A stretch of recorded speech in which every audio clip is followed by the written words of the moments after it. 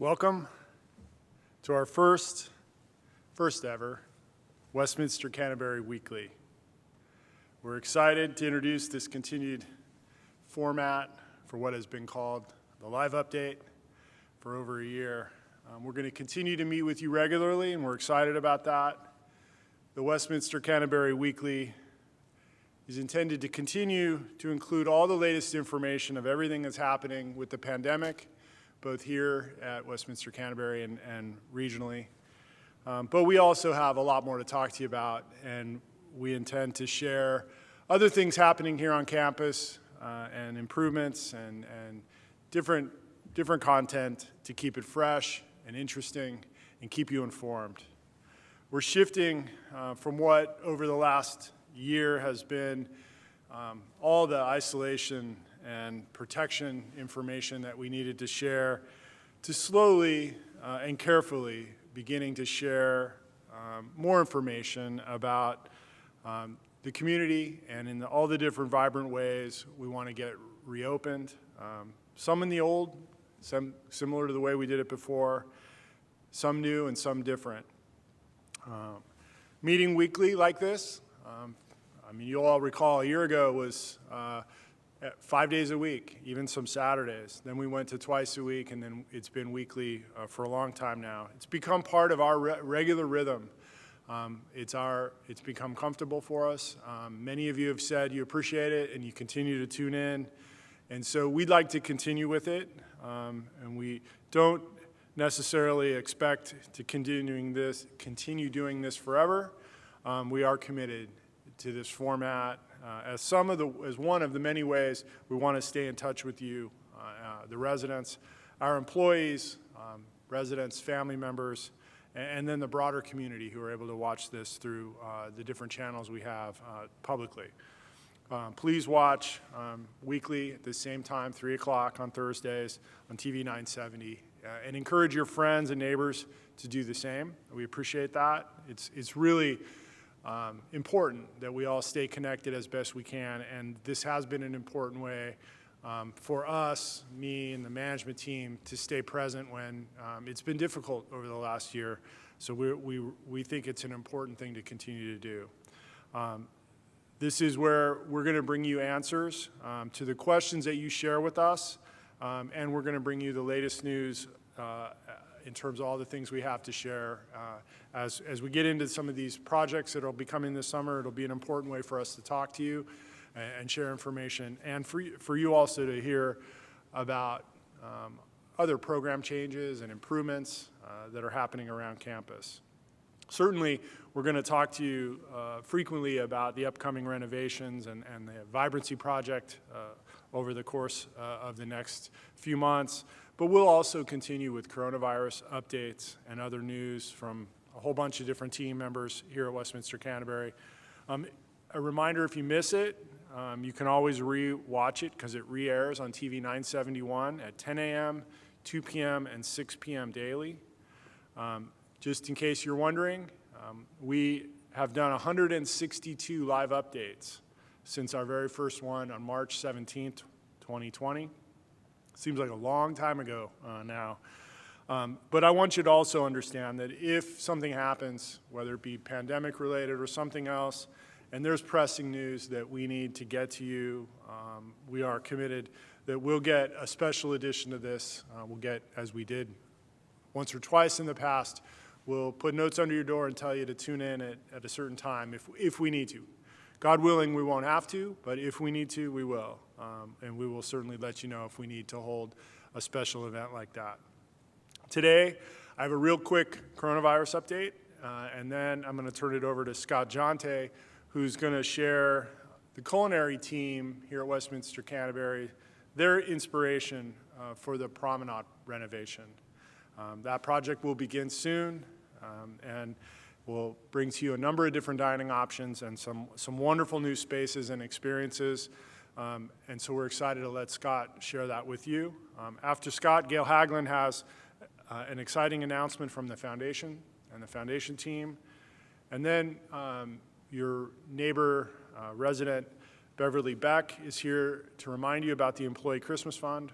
And lastly, Pastoral Care will close our time today. Real quickly, just from me, a COVID update. Overall, we're very thankful our community has stayed healthy. We learned on Monday of this week that the COVID-19 positivity rate in Henrico County has dropped back down to 4.4%. You might recall the 5% threshold was the threshold for when we had to test our staff who were not vaccinated once a week. And once it went below 5, now it's once a month. And so we have a small number of staff who haven't been vaccinated. They need to be tested once a month.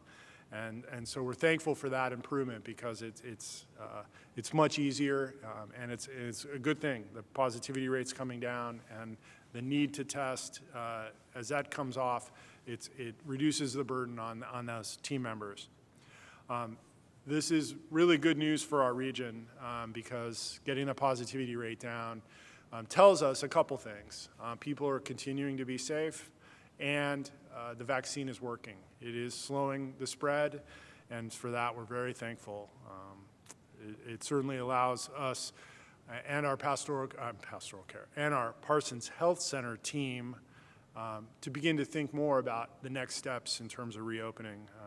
We have, at this point, we have no cases of COVID in our residence today, and that's a wonderful place. We've been in that place now for a while, and it's great news. On the staff side, yesterday, it's an interesting time. So yesterday, we learned that a fully vaccinated employee in our Child Development Center tested positive for COVID-19 through a rapid test. This person got tested because her son got exposed, and so she went and got tested with a rapid test, and the rapid test came back positive. And so we then scrambled to close that classroom and act on this new positive case. Then today we learned her son, who was exposed, actually tested negative, and she then came back with a negative PCR test, the actual lab test. So we're trying to get this afternoon, I don't know if we've gotten it yet, but we were working on getting guidance from VDH on whether or not this qualifies as a false positive because she had a positive test and then a negative test, and the child that she was exposed from was negative. So we believe it's going to be a false positive, but more to come on that. Also, today we learned that a dining employee who works, does not work in healthcare, does not work with residents, does not work in the marketplace, tested positive via a PCR test, so the lab test, and it was collected at her doctor's office. This is interesting in the sense it's bad that she's tested positive, but what's interesting is that this employee is fully vaccinated and she had COVID in November of 2020. So what we learned per the Virginia Department of Health is there has been an uptick, an increase in the recent cases of people who've had the virus before and are fully vaccinated. They are seeing an uptick in those kinds of cases. The VDH's advice is we shouldn't change anything. It is considered a positive case, and so she'll need to quarantine until she's well and symptom-free, but it is an interesting situation. It's a reminder to us that we need to stay vigilant because even though we're all vaccinated, we are not 100% protected. And these new strains that are out there, they are infecting people, and people are testing positive. So if you get exposed, that's probably the main message. If you know you get exposed to someone who has tested positive, you need to get tested, even if you're vaccinated, because it is possible to test positive even after the vaccination. So then other things I needed to mention. As you've heard over the last few weeks, Vibrancy, the expansion project's coming, but won't begin until later this summer with the parking deck, and then next year with some of the other expansion pieces.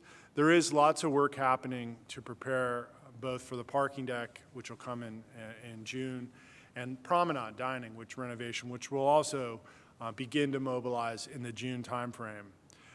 The details of how that'll impact you and the specific dates that certain areas will be closing in the promenade and lobby areas, and then in the parking lot out behind the Child Development Center in Parsons. That will be coming. Those details will be out in the next week or so, and then we'll begin to share kind of 6 and 8 week look aheads of the impacts and what we all need to be aware of as those things are getting closer. There will be some changes to where employees and visitors need to park while the parking deck is being constructed. And as you know, portions of the ellipse and the tower lobby area will be closing to accommodate for the promenade renovation. In addition to sharing these details as the plans get finalized, we're also meeting with some smaller groups of residents who are more directly impacted by some of this work that's coming this summer. So that's all I wanted to share with you today. Now I'm excited to invite our Director of Dining, Scott Jonté, out to share with you more of the details and the culinary inspirations behind the Promenade renovation. I'll see you next week.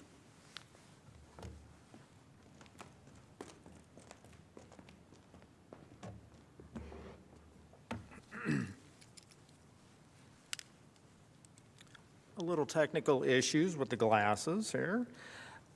It's hard to believe, as John said, it was just over a year ago, Wednesday, March 11th, that we in dining had just completed a design and development meeting over the Promenade design. No sooner had I sat down when it was about 5 to 10 minutes later when John stood up and said, "We're going on lockdown," and that's when, for the last year, all of our worlds had changed and changed considerably. The dining team and I had just wrapped up these plans for the new Promenade, and it was a unique situation. We liked what we had developed, but that whole entire process actually came to a grinding halt as we began to deliver meals throughout the entire campus. As COVID evolved, we found many lessons to be learned. While the dining schematics were good, they weren't particularly great. We took the lessons learned from COVID and applied them to a new format.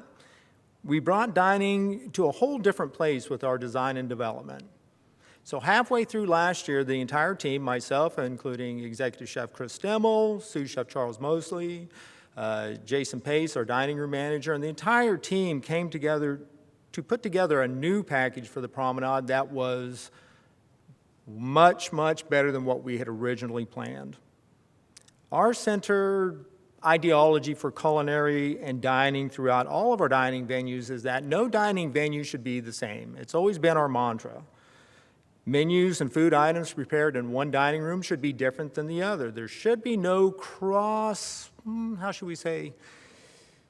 selection of dishes, similar preparation methods. Everything should be different. Every dining venue should be unique. And that has been always the core of our belief, and those ideas have been put forth within the new Promenade design. What is unique is that many of the residents don't realize is that a number of the ideas for the new design came from the residents themselves, and I'll walk you through much of this as we begin to, in a few moments, go into our slides. We in the team, as well as the residents, we all share a common belief. We share a common passion, and that is for food. Food, beverage, and dining. It is one of the few things that unites us all as individuals. We all eat. We all enjoy dining. We all enjoy sharing. And with that, much of what we have done and the efforts and our passions have been put into this new Promenade. So the first question is this that we asked ourselves, and I want to share with you today, is what inspired us? With that being said, this is a slide that you may have seen before, but these terms, classic, timeless, engaging, while they hold true to many of the facets within the design community and have lent themselves to what you see before you, these slides also represent the passions within culinary, and we've taken much of these thoughts, presentation ideas, and rolled them into our future dining program. In order to bring you along on this journey, I have to bring you to center. I have to walk you through a process so that you understand where we are and where we're going. On this particular slide you've seen before, it's a great illustration of the campus. As you can see at the bottom of the slide is the entryway, what we will soon be the new entryway into the new Promenade. We begin by diving a little bit further down, and we'll go into an overview of what you will see.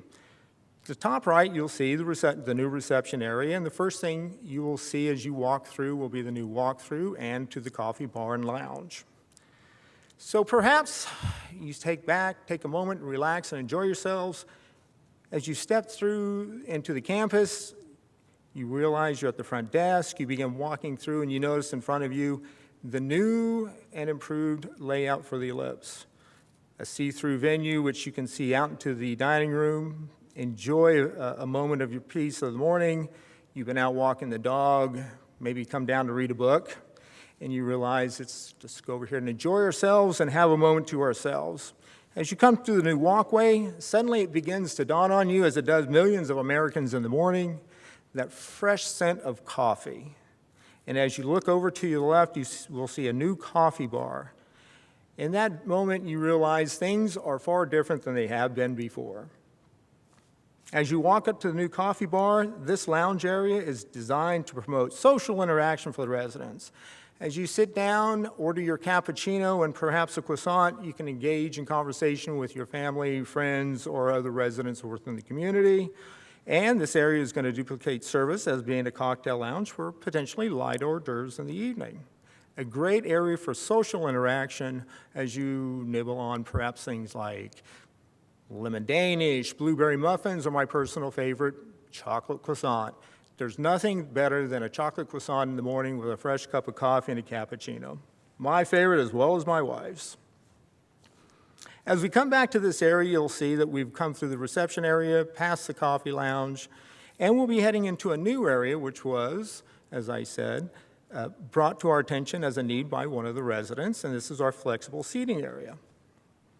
The flexible seating area is designed for or dinner parties. This multi-use area is one in which residents can anticipate a unique culinary experience with the new Ellipse serving as the backdrop for events, engaging with family and friends.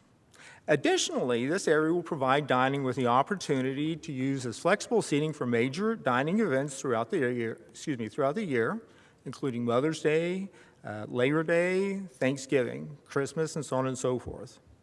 This area is designed for not only resident use during the day, but to be a dining experience unique to so many other places. Center to dining's philosophy is, as I said before, that no venue or menu should be the same. Ingredients should be the freshest possible. They should be sourced locally. Your passion for food is our passion, as we in dining have strategically committed to the evolution to excellence. As we made our way through the reception area, the coffee lounge, and the flexible dining area, you've seen the form about the dining rooms, but now it's time to discuss the real passion behind what we do in dining, and that is the food itself. In order for you to understand our passions, you need to understand where we pulled these inspirations from. These pictures are reflective of ideas that we've come across, inspirations about what dining is, should be, with warm overtones, classic concepts. But the real moment I would like to draw your attention to are the top two pictures, one that says Farm Fresh and the other which shows chefs within the kitchen. This slide was the inspiration for us in dining. Not only this slide and many others was really truly the inspiration to serve the freshest possible ingredients by skilled craftsmen within the kitchen to you, the resident. It's the center of all that we do. Our emphasis really is being placed on culinary arts, and that is the format of which we move forward with. In this picture, you'll see the first initial glimpse into the new promenade. As you would expect, residents will expect tableside service. The emphasis will be on culinary arts, as you can see, with a partially open kitchen in the back. We'll focus on modern regional cuisine, classic nightly specials. The term, as I like to use the theme of old favorites and new twist, will be enticing with seasonal favorites, including soft-shell crabs, Virginia crab cakes, fresh rockfish.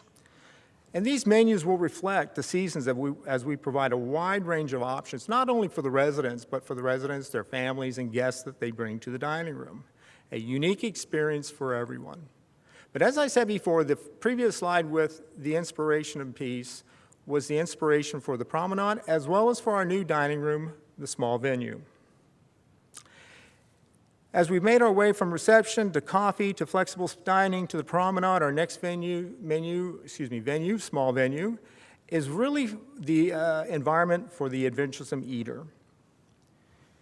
Small venue really is for those who like to sample a wide variety of items, an eclectic environment which is to be fully different dining experience than those other dining venues. Greater emphasis, as you can see, will be placed on culinary arts. This partially open kitchen is meant to serve as a stage for your experience, not just having the kitchen hidden in the back, to be center and front so that you know that those individuals in the back are cooking the meals directly for you. The term small plates, as we described as large appetizers or small entrees, so the residents can anticipate a transitional menu and themes. Our goal within this department is to feature many favorite dishes, including diverse scallops with braised fennel, local microgreens with grilled Carolina shrimp, or dry-aged filet mignon, perhaps maybe served with the morel mushrooms and caramelized shallots. The residents' dining experience will be greatly enhanced with an extensive wine list. If you're not familiar with wines, don't fret. We are here to help you because we will begin pairing wines with meals and entrees, not only for you to sample a full bottle or a different wine with each course. That has always been our belief in the combination of food and wine, which go hand in hand like hand in glove. As you begin to finish your dinner, it will conclude with what we call a French press coffee. Coffee poured into a decanter with the appropriately temperatured hot water. You can push the plunger down so it's to the brew of your specific desire, and as you finish dessert. The unique thing about this environment is that we are really fortunate to have so many different things in a dining venue which will be unique unto itself. As we've made nearly the full circle of our entire dining environment and package, I'm proud to announce one last slide that you will not see. The slide is something that is not glossy as you see in front of you. It is what I call the hidden gem. This particular hidden gem will be the new feature to dining's new dining portfolio. This gem is a newly purpose-built bake shop. This bakery will bake fresh breads, pastries, desserts. These items will be featured throughout the campus in all of our dining experiences. The purpose of this bake shop is to bring the freshest baked items to you directly from the master pastry chefs, not only Chris, but Charles, our sous chef, and Miles. And I'm sure all of you know Miles and his expertise. I'm very fortunate to be surrounded by a great group of people, not only on the executive leadership team, as well as the design team, but my own personal team within the dining department. Our commitment to this process has been unwavering. The team has fully believed from the onset that this is the direction that dining needs to go. And we are so proud and so excited to bring it to the residents. Dining has long been overdue. We have tried to do a great many things with a different variety of options. But I firmly believe, and my heart and passion is within this project, that dining will be a trend-setting environment for years to come as we build towards the future for all of the residents, their guests, and their family members. And we are very excited we were very excited to be on the post-renovation when we get there at some point next year. With that being said, if you have any questions, please feel free to reach out to me at any time. Up next is Gayle with the Foundation. Thank you.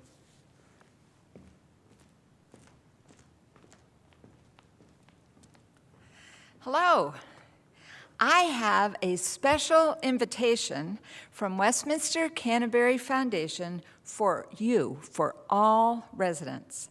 On May 20th, the foundation will be hosting 2 concerts at the same time to start the outdoor summer concert series. One will be held on the Ellipse featuring Gallatin Canyon. The other concert will be in the Courtyard Garden, now known as the Wright Courtyard Garden East, and will feature the Bellevue Rhythmaires. Though donors to the foundation make all performances possible, this one will be extra special. There will be fun music, no surprise there, and treats. Now, not dinner, so please eat first. There'll be champagne, or I guess I should say sparkling French wine, and some other fun items. We will take a few moments when the bands take a break to tell you about Vibrant Vision, the fundraising campaign we have been pursuing over the last couple of years and which is still underway.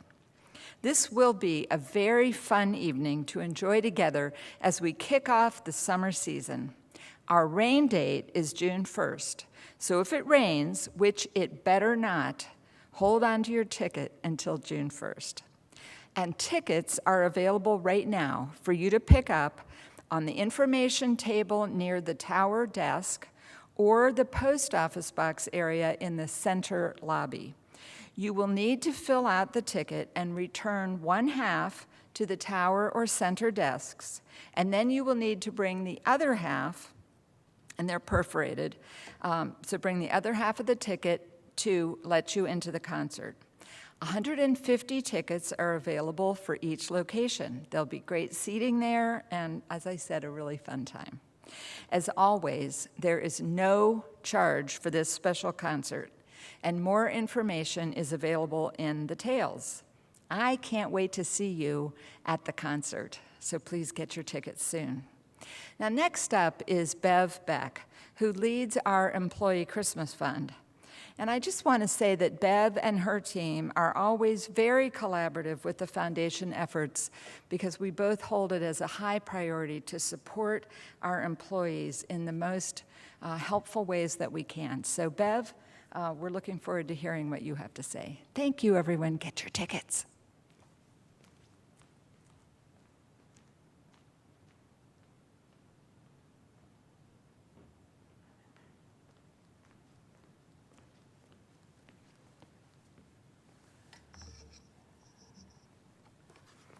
Hello, everyone. While it is the best-kept secret who contributes to the Employee Christmas Fund, on behalf of the fund committees, I would like to thank all of you who have already made 2021 contributions. You can contribute anytime, monthly, yearly, daily if you like, as a memorial gift or as a gift in honor of a resident or an employee. Remember, your contribution is in lieu of tipping. While the contributions are not tax deductible, it is our way of letting our employees know how much we really appreciate them. One of the most special moments of each year is at Christmas, when we give the employees their Christmas checks. Do not miss this event. Extraordinary times require extraordinary employees. In this pandemic time, I am sure you have seen how our employees have been extraordinary. Thank goodness that they have stood by us during this time. Do not forget them in your giving, but most of all, thank them. All of our employees have been stars throughout the pandemic.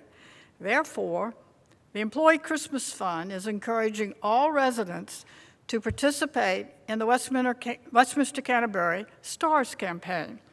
And you can participate by, number one, personally thanking every employee you meet in your daily activities and telling them that they are a Westminster Canterbury Star. Two, you can contribute to the ECF to provide another outstanding Christmas for our great employees. On a clear day near the end of May, we will have one of our outside morning greetings for our employees as they come to work or leave work. Get your pots, pans, and posters ready, and we'll send you more information on that later. The ECF committee has created cards that include a red star for placement on each employee's ID badge. Since there are approximately 597 employees, this will be quite a task. Beginning tomorrow, Friday, May the 7th, wherever you see the ECF brochures, that are located in the tower, the courtyard, and the garden apartments. You can pick up a few, and when you see an employee without a star on their ID badge, give them one. Give them the card with the, and then the star is on the card. Now, they have, in order to stay within distancing guidelines, we can't put the star, you can't put the star on their badge. So you give them the card and tell them that they have to put the star on their badge. And this, you have a sample card for you to see. Let's make sure that every employee has a red star on their ID badge. And remember, there can only be one red star on the badge. Now, to start the campaign, I'm going to thank our biggest star, John Burns, and we're going to demonstrate how this is all done. John? John, thank you for your caring support for all the Westminster Canterbury residents during the pandemic. You're our #1 star. Now, you have to put that on your badge. Takes a little doing.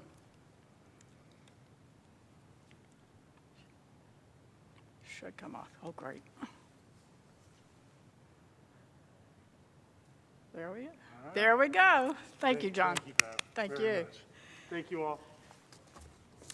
On behalf of the Employee Christmas Fund committees, thank you for supporting our employees with your participation in this campaign and your continuing support of the Employee Christmas Fund. Thank you. Have a good day.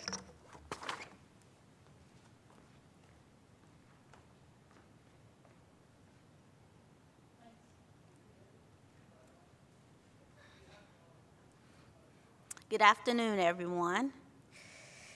Please check today's Tales for the announcements about upcoming Pastoral Care programming.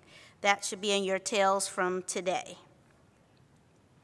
A reading from Proverbs 31:25-28. She is clothed with strength and dignity. She can laugh at the days to come. She speaks with wisdom, and faithful instruction is on her tongue. She watches over the affairs of her household and does not eat the bread of idleness. Her children arise and call her blessed, her husband also, and he praises her. And now I'll read a poem called Motherhood by Helen Steiner Rice in honor of Mother's Day. The dearest gifts that heaven holds, the very finest too, were made into one pattern that was perfect, sweet, and true.